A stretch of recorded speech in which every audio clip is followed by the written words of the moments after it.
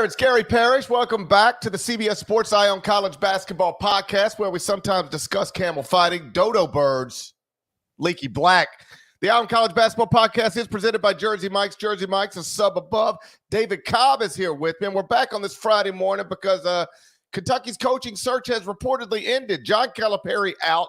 Probably heard about that. He's at Arkansas now. Mark Pope is going to be the next head coach of the Wildcats. The contract is reportedly 5 years, worth $5.5 million per year. David Cobb, let's just start with your thoughts on Mitch Barnhart declining, according to our colleague Matt Norlander, to aggressively pursue Billy Donovan to instead end this search by hiring Kentucky graduate Mark Pope. Well, I think there's some things to like about Mark Pope, but it is a bit of an underwhelming hire, especially at that price tag. That's going to put him at or among or around the top 10 highest paid coaches in college basketball. And I don't think he was on anyone's top 5 whenever the Kentucky coaching search began. So it's a little bit underwhelming, especially the idea that maybe they could have been more aggressive with Billy Donovan. Billy Donovan obviously would have been a bigger name, a bigger splash, somebody with a little bit more of a track record, a lot more of a track record. So from that standpoint, it's a little underwhelming. We'll get into it more, I'm sure, but I do think there are reasons to believe that Mark Pope could be a good coach at Kentucky, though. Well, let me tell you the reasons Mark Pope could be a good coach at Kentucky, because anybody should. Anybody should be able to win at Kentucky. Like, it should be harder to lose at Kentucky or not do well at Kentucky than it is to actually succeed at Kentucky. It's set up for you to succeed. Now, it can be complicated and overwhelming and all of the things that it has been, for decades. Don't ever let it get lost on you that 2 of the past 3 Kentucky coaches have voluntarily just said, you know what, I've had enough of this. I'm going to Minnesota or I'm going to Arkansas, but I can't do this anymore. And of course, the one in between them, he got fired after 2 years. So it can be a complicated job, but you are set up to win. And I think Mark Pope's a smart guy, a smart basketball coach, a good basketball coach. And I do think he'll do well at Kentucky. To me, that's not even really the conversation, whether he'll do well at Kentucky. He did well at BYU, relatively speaking, but well at BYU, particularly in this year 1 in the Big 12. I think he'll be fine, but you're right. It is underwhelming, particularly when the prevailing thought in the industry, and something I had talked about yesterday on the Eye on College Basketball podcast with Kyle Boone, is that I know Billy Donovan had turned you down multiple times previously, and I know Billy Donovan is still in this moment coaching in the NBA, but there was a prevailing thought in the industry that he would have really listened to you this time, considered it this time. I laid out on the podcast yesterday all of the reasons why just common sense tells you he would have to listen this time. And according to Norlander, that is all true, but Mitch Barnhart and perhaps other Kentucky officials, but, Mitch is the face of this thing, didn't want to, quote, wait for Billy Donovan's season to end, even though Billy Donovan's season could end quite literally next week. So let's stop here for a second. Is that sensible to you? That let's just play this out, what we believe to be true right now. Kentucky had an opening. Billy Donovan is the coach of the Chicago Bulls, but would have listened to you if you would have seriously pursued him. But his season might not end until next week, so we didn't want to wait on that. Does that make sense to you, not waiting on Billy Donovan? It makes sense to me if you're really concerned about the 24-25 season. And in this day and time, it's been proven that a first-year coach can come in and immediately have success. I mean, look no further than South Florida and Amir Abdur-Rahim this past season, or Utah State and what Danny Sprinkle did there. And so if you want to have a great roster next season, a competitive roster, I understand the time crunch and the urgency. However, Billy Donovan is Billy Donovan, right? So I think you got to be willing to play ball with him, reach out to his camp, get a better idea of how serious would his interest be. And if it's serious, then you wait on a guy like that. That would have been, my thought is if Billy Donovan's interested, we wait. But obviously that's a different direction. And I wonder how much concern over the 24-25 roster really took precedent in that decision not to potentially wait around for Billy Donovan. I'm sure it played a role. you know, again, we're probably talking about a week. So like, here's what you're asking yourself. And I want to be clear on this. There is a scenario where Mitch Barnhart or somebody else comes out and says, listen, guys, I don't care what the reporting is. We're not stupid. Of course, we pursued Billy Donovan, and we were led to believe he was not going to make himself a serious candidate. So we decided to move on. At that point, we're having a different conversation. That is not what the reporting is right now, though. According to Norlander, the reporting is not that they decided they couldn't get Billy Donovan, or they knew Billy Donovan wasn't really interested, or Billy Donovan hates college basketball more than he hates anything in this world, and he would never come back under any circumstances. That's not the reporting. The reporting is that Billy Donovan was open to being pursued. He was open-minded about it for all of the obvious reasons. Like, he's in year 4 in Chicago right now. He's already missed the playoffs twice. He's about to be in the play-in. That means odds are his season ends next week. I don't know that they do hot seat lists for NBA coaches, but if they do one, he would be on it heading into next season. So Billy Donovan's options are no longer coaching Florida or coaching Kentucky or coaching Kevin Durant and Russell Westbrook or coaching Kentucky or coaching, or coaching year 1 of the Chicago Bulls or taking a job in college. His options for next year, presumably, were to enter the season on the hot seat with the Bulls, a mediocre Eastern Conference franchise that appears to be going nowhere, or be the head coach at Kentucky. Well, those are things that any sensible person would have to consider. So the reporting is that he was open-minded to it, but they simply did not want to wait. I think that's a mistake. Now, if you come out and say, hey, listen, it's not that we didn't want to wait on Billy Donovan.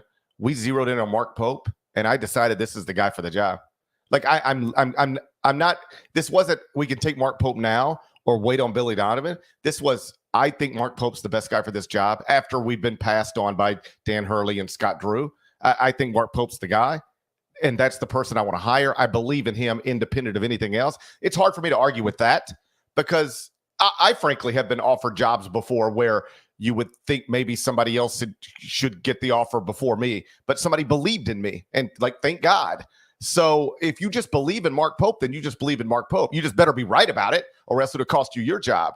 But I fundamentally think if the only reason Billy Donovan isn't the head coach at Kentucky, say a week from now or 2 weeks from now or 2 months from now, is because you didn't want to wait out this season, I think that's fundamentally a mistake. Yeah, I'm with you. Also, where was Brad Underwood? Where was TJ Otzelberger? Where was Shaka Smart in this search? A lot of guys whose names I would have put above Mark Pope in the hierarchy of who Kentucky should pursue. And it leads you to believe that Mark Pope's status as a former national championship player under Rick Pitino at Kentucky likely had a heavy influence on this, because without that, is he the new coach of the Kentucky Wildcats? It seems unlikely that a coach with his track record would have gotten into the mix so quickly at Kentucky without having played 2 seasons there, 25 plus years ago. Well, that's exactly right. I mean, if he's not a Kentucky graduate, he's not even under consideration here. This is well known, and it was starting to get tweeted around last night. He played with Jeff Shepard, who's the father of Reed Shepard. Does that have an influence in maybe getting Reed Shepard back to Kentucky? I don't know. Most people who are projected to be top 10 picks, they just enter the NBA draft, with few exceptions. This is obviously an interesting and unique situation with the family stuff connected to UK. So I'm not ruling out that could play a role in bringing Reed Shepard back to college basketball. But is that really why you're hiring somebody, to get one player for one more year? I mean, that's been done before in college basketball. I believe Frank Martin got the Kansas State job primarily to just ensure that Michael Beasley enrolled as planned. So perhaps that plays a role in it.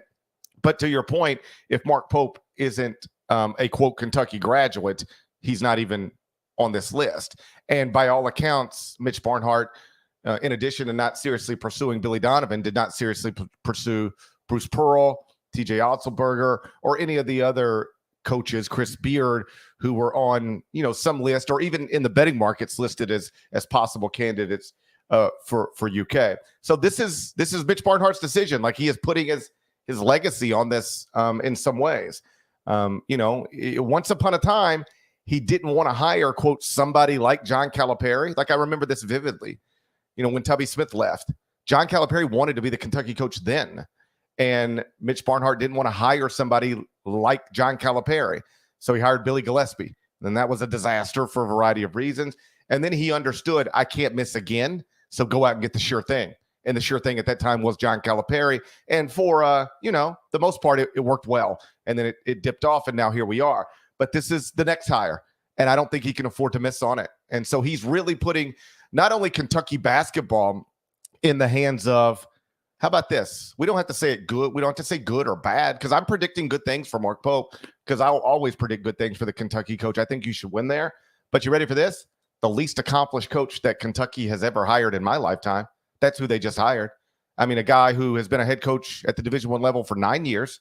He's made 2 NCAA tournaments in 9 years. He has 0 NCAA tournament wins. He has 0 conference championships in the past 3 seasons. He's finished 5th in the West Coast Conference, 5th in the West Coast Conference, and then he moved to the Big 12, and he finished 5th in the Big 12. That's who Kentucky just hired. It might go brilliantly, but that is the least accomplished coach Kentucky has hired in my lifetime. Yeah, Gary, he's also a them. Have you thought about that a whole lot? It popped into my head. He worked at a place filled with thems. I'm not certain Mark Pope is a them. I don't feel comfortable labeling him. Do you feel comfortable? I'd have to talk to him about it. I'm just saying there's a lot of signs that I know. I see the same stuff you're seeing. I know what you're saying. I'm just saying I don't know Mark Pope like that. I'd have to talk to him about it. He was a medical school student when he decided to get out of medical school and go into coaching, because he played in the NBA. Here's some good stuff on Mark Pope. I don't know if this gets you excited if you're a Kentucky fan, but think about the people he was teammates with in the NBA: Reggie Miller, Jalen Rose, Sam Cassell, Glenn Robinson, Ray Allen, Carmelo Anthony, Marcus Camby, Kenyon Martin. Those are guys that Mark Pope played with in the NBA. And then after he played in the NBA, he went to medical school for a couple of years. I think he was entering year 3. Really good profile on him in the Deseret News out in Salt Lake. And he was in med school, and then really just felt the itch to get back into basketball. And so he and his wife made the decision, we're gonna drop out of med school, and he went to take a low-level spot on the Georgia staff under Mark Fox.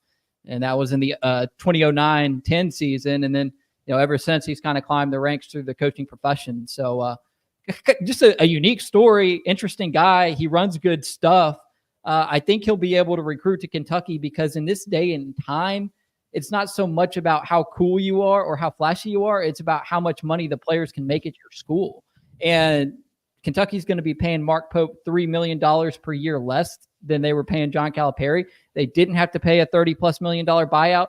They didn't have to pay an $18 million buyout on somebody like a Nate Oates. So really, there's a lot of financial factors here that suggest to me that Kentucky is going to be well equipped in the NIL space because of how much money they've saved with kind of going the budget friendly route. And they might still be overpaying Mark Pope at $5.5 million, but it's still significantly less than Cal was making, which should, they can reroute some of that stuff into NIL. And then you think about the buyouts they didn't have to pay during this transition, and they should be sitting pretty there in the coffers in terms of going out and being able to get talent.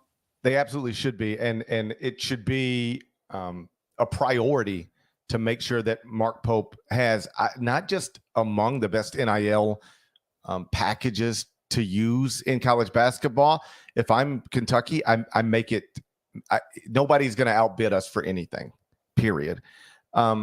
This is never a situation where there's all this money sitting in a pot, and if you don't grab it for this, you can grab it for that. It's not quite like that, but I do think it's helpful to think of it like that. There is a scenario where if Kentucky wanted to get rid of John Calipari, it was going to cost them at least, on paper, in excess of $30 million. Now there's offset language in the contract, and if John worked again and all that stuff, but millions of dollars that, to your point, they never have to pay. If you were going to go out and hire a Billy Donovan or a Dan Hurley or a Scott Drew or a Nate Oates, it was going to cost you more than $5.5 million per year. So in theory, you're saving money there. You're exactly right. If I'm Kentucky and I am making, let's just call it a risky hire, certainly something less. It's less than a sure thing that some other things would have perceived to have been. I'm now going to say, okay, we're reaching a little bit here. We're hiring one of our own. He's not the biggest name. He hasn't accomplished as much as some of these other people think we should have hired. But man, if he doesn't do well here, it ain't going to be because we didn't set him up to do well here. Here is what do we think it cost? What does it cost to build the number one basketball roster in America these days? If somebody said $6 million, you know what I'd say? All right, here's 8. Go. What does it cost to build the best basketball roster in America these days? That's about $10 million, which it's not, but let's play along. You need 10 to do that? Sure. Okay, here's 12. Go. Overdo it. Set him up to succeed, because here's the thing. If you don't set him up to succeed and he fails, then a whole bunch of people fail. A whole bunch of things are damaged. The most important thing at Kentucky right now is for Mark Pope. Regardless of how you feel about it, if you're a Kentucky fan or a Kentucky booster, the most important thing for Kentucky basketball right now is for Mark Pope to succeed. And if I were them, I would make sure he has every penny he needs to succeed in that NIL space. I want to take a break real quick, come back, and then ask you a broader question about college basketball coaching searches, because there was a controversial comment made in the lead up to Scott Drew's announcement that he was remaining at Baylor. But I think there's some truth to it that dictates how these things often unfold. We'll do that next. First, real quick, though, a word from our partners. Well, you need your sports news anywhere? We've got breaking news to bring you. Then get your sports anytime you want them. Big trade news overnight to discuss. Because we know you need sports all the time. A lot of movement in the rankings this week. A legend adds to their legacy. We're bringing you that breaking news right here on HQ. CBS Sports HQ, anywhere, anytime, all the time. So in the lead up to Scott Drew eating Mexican food with a big Baylor booster and then deciding to turn down Kentucky to remain in Waco, Chip Gaines, who's a reality TV star who lives in Waco, or certainly the area, was going back and forth with Kentucky media and Kentucky fans, and they were talking about all of the money that Kentucky could throw at Scott Drew. And Chip tweeted something along the lines of, "Money is boring. Everybody has money." And that got twisted into it's probably not the smartest thing to tweet, because everybody doesn't have money and there are people struggling. And there were people reading that tweet who are trying to figure out how they're going to pay their mortgage this month. So I'm certain, I don't know Chip Gaines, but I'm certain if he could take that back, and I guess you can, all you got to do is hit delete, but I'm certain if he could take that back, he would. I do think his larger point is kind of true in the context of college basketball coaching now, in the sense that, no, everybody doesn't have money, but every major college basketball coach does. They're all rich now in a way that didn't used to be true. I can even remember there were times in my adult life, so past 25 years or so, where coaches would be offered contracts from schools and it was like a no-brainer. You just have to go because of the money. You just have to go because you can't turn down that kind of money. I couldn't help but notice that right now, in this coaching cycle, we've probably had 3 of the top 10 to 15 jobs in America open up. And you ready for this? Mark Pope is the coach at Kentucky. Pat Kelsey is the coach at Louisville. And Jake Diebler is the coach at Ohio State. Because in some cases, they might have hired exactly who they wanted to hire, whatever. But it is true that when you throw out guys like Nate Oates and Scott Drew and Dan Hurley and TJ Otzelberger and Bruce Pearl, they do all have money, lots of it. And I think it's harder than ever for even a place like Kentucky to just buy a basketball coach. Scott Drew looked at this, and I guess he could have made more money at Kentucky than he does at Baylor, although Baylor could probably match anything. But Scott Drew didn't have to make a decision based on money because he has so much of it already. And you do get to a point, most of us don't ever get to a point, but certain people do get to a point where the amount of money you're making in a year no longer really matters that much. Your life is your life. Your house is your house. Your cars are your cars. Your beach home's your beach home. And it really just comes down to your happiness. Where do I work? Where do I live? Who am I surrounded by? an extra $1 million a year or $2 million a year doesn't change my life in any positive way anymore. I just read a story this morning where Taylor Swift was offered like $9 million by some family to do a private show overseas, and she turned it down. Now, I guarantee you there was a point in Taylor Swift's life where $9 million to do one show? Are you kidding me? I fly around the world 5 times to do that. But she's reached a point in her life where she doesn't need that $9 million anymore, as much as she needs not to make that trip and do that show, because it's just like it ain't worth it to her. Her life's fine the way it is. And I really do think we've reached a point with power conference, high major basketball coaches where even if you are Kentucky, Louisville, Ohio State, a school of that magnitude, you really can't just buy them anymore because, like Chip Gaines said, perhaps inappropriately, but you got the point. Everybody has money now. What do you make of all that? Yeah, in this day and time, you can also win at so many programs. Yeah. Scott Drew will have a statue in all likelihood in his likeness one day on that Baylor campus. He won a national championship at Baylor, a program that he literally built from the ashes. There's a certain legacy that he has there and a comfort for his family there too. And there's something to be said for that. You look around the country, there's other examples. I mean, Mark Few choosing to remain at Gonzaga for as long as he has because he can win there and he's got a legacy there. That's one thing I think is somewhat different about college basketball than college football. In college football, I do think that you're more likely to see a coach jump because, I think I can win a national title there. But in college basketball, it feels like there's a lot of places where coaches believe they can win national titles, even places where maybe it hasn't been proven before. I think about Greg McDermott being happy at Creighton and now going into year 15 there when there were opportunities for him to take other jobs. And so, there's a quality of life factor, a lack of pressure factor. Look at Eric Musselman leaving Arkansas. Arkansas men's basketball is right there with Arkansas football as the biggest show in that state where there are no professional sports, where there is no other power conference university. He left that spotlight to go to USC to be the coach of USC basketball, which is probably the 10th or 11th biggest show in the LA metropolitan area.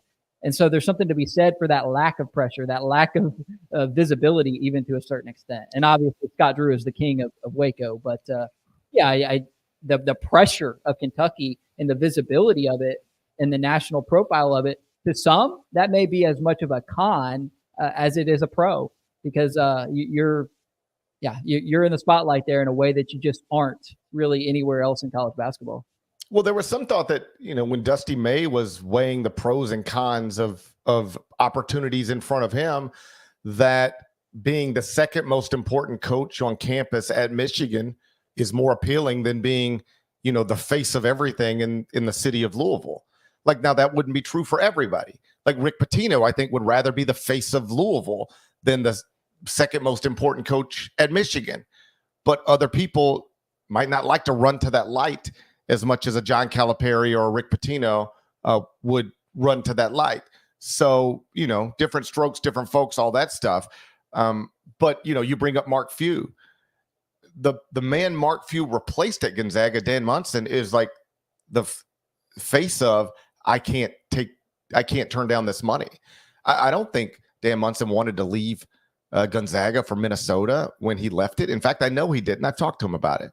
But it was life-changing, family-changing money. And in that moment, it wasn't even a conversation. Like, this is what you can make here and this is what you can make there. You have to go. But Gonzaga and lots of other schools around the country have made it where you don't ever have to make a career choice for money anymore. We've all got the money. We can pay you the money. If we have to find it, we'll find it. But you don't have to leave us for money. It used to be there were only a handful of schools that you wouldn't have to leave for money. Now there's a whole big handful. And I think you made an interesting point there that I had never really thought of. In football, it still does sort of line up like, well, if you ever want to win a national championship, I guess you got to take the Alabama job, or you got to take the Clemson job, or you got to take the LSU job, or the Oklahoma job, or the USC job. It seems like in basketball, I don't know. You tell me whatever the number is of places in football you can realistically have dreams of winning a national championship, not making the playoff or winning a conference title, but realistically winning a national title. You tell me whatever that number is in football, and I'll tell you in basketball, it's probably 3 times that. Right. Yeah. It's what, 8-10. You saw Brian Kelly leave Notre Dame. There you go. For LSU. And so that's a major indictment there. You saw Lincoln Riley leave Oklahoma for USC. We're not seeing that in college basketball. Right.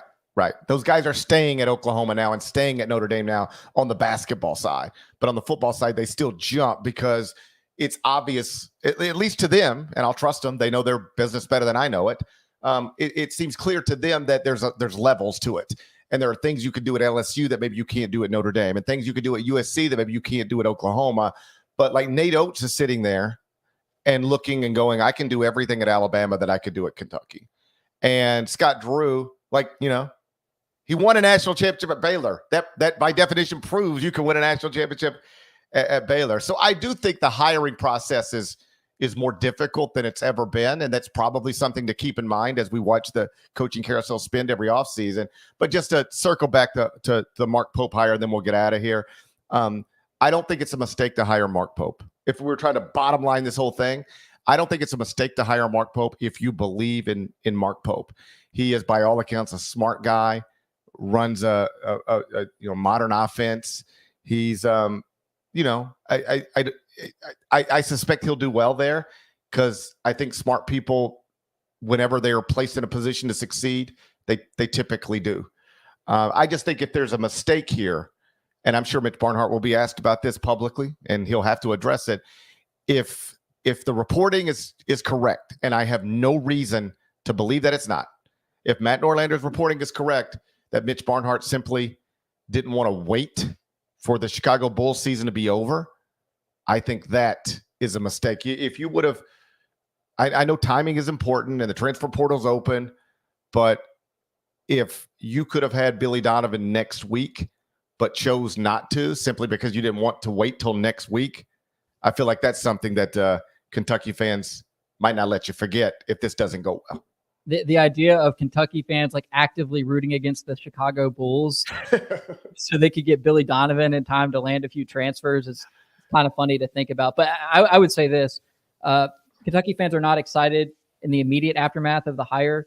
But when Mark Pope gets up there, tells the joke about how he wasn't his wife. Oh God. He'll go that route. And then he'll tell a few stories about winning a national championship at Kentucky under Rick Pitino, while playing with some of the best players to ever come through that program. And the fans will start to warm up to him a little bit. That's right. Like Pat, all it took was one Pat Kelsey press conference, and Louisville fans were like, all right, that's all you can. What else can you do other than get behind the guy? Just stay mad all the time. Like at some point you just have to all right, this is our coach. I hope it goes well. And I suspect that's what they'll do. If Mark Pope is watching this, or anybody close to Mark Pope is watching this, to your point, please stop him from using that joke.